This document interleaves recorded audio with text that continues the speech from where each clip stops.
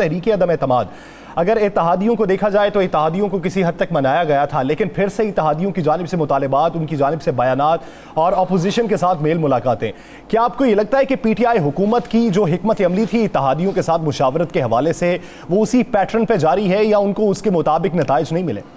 बिस्मिल्लाहिर्रहमानिर्रहीम, अस्सलातु वस्सलामु अलैका या सय्यदी या रसूल अल्लाह, अस्सलातु वस्सलामु अलैका या सय्यदी या हबीब अल्लाह। या सर दो चीज़ें तो बड़ी क्लियर है।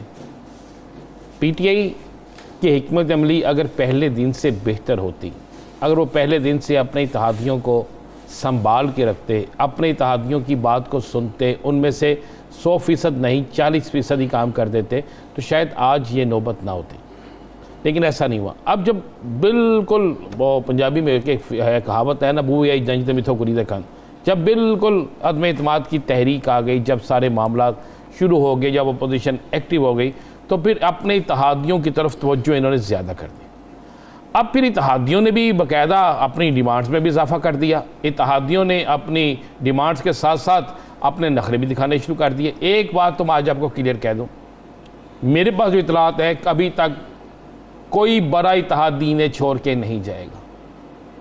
कराची के इत्तेहादियों के मुतल्लिक़ बहुत से लोग ये कह रहे हैं कि शायद वो जा रहे हैं, शायद उनकी पीपल्स पार्टी के साथ मामला तय हो गए हैं, शायद वो पीपल्स पार्टी के साथ आइंदा 2023 में तो शायद हो सकता है, लेकिन उससे पहले नहीं। पीपल्स पार्टी के अंदर भी एक बहुत बड़ा ग्रुप मौजूद है जो किसी सूरत में भी कराची के इत्तेहादियों को अपने साथ नहीं रखना चाहता, और कराची के इत्तेहादी एंटी पीपल्स पार्टी वोट देते हैं, पीपल्स पार्टी वाले एंटी MQM वोट देते हैं कराची में। ये बात ज़हन में रखनी चाहिए हमें।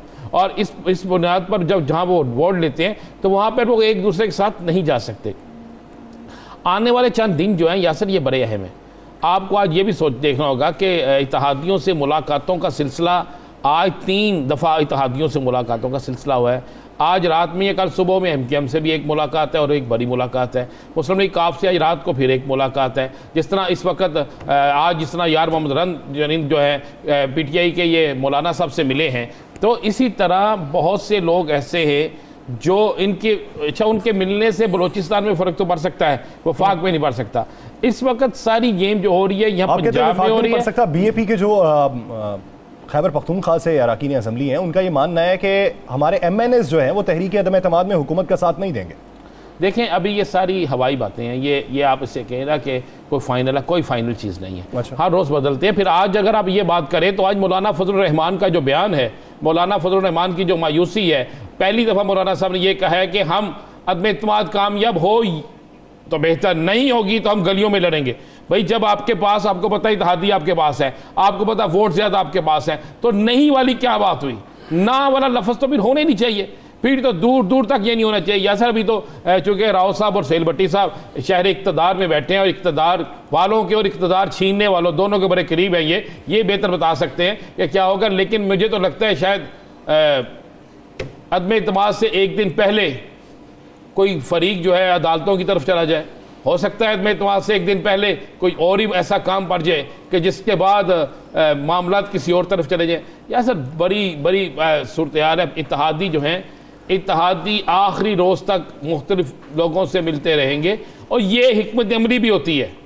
हो सकता है ये हिकमत अमली हुकूमत की ही हो सकता है हुकूमत ने ही अपने इत्तेहादियों को ये टारगेट दिया हो कि जनाए मिलते रहें और उनको तसल्ली देते रहें, और जब तसल्ली देते देते एंड टाइम पे आगे पता चले कि इत्तेहादी किसी और तरफ करें। तो ये सारी चीज़ें चलती हैं। देखें, एक चीज़ ध्यान में रखिएगा, अदम एतमाद इतनी आसान नहीं है।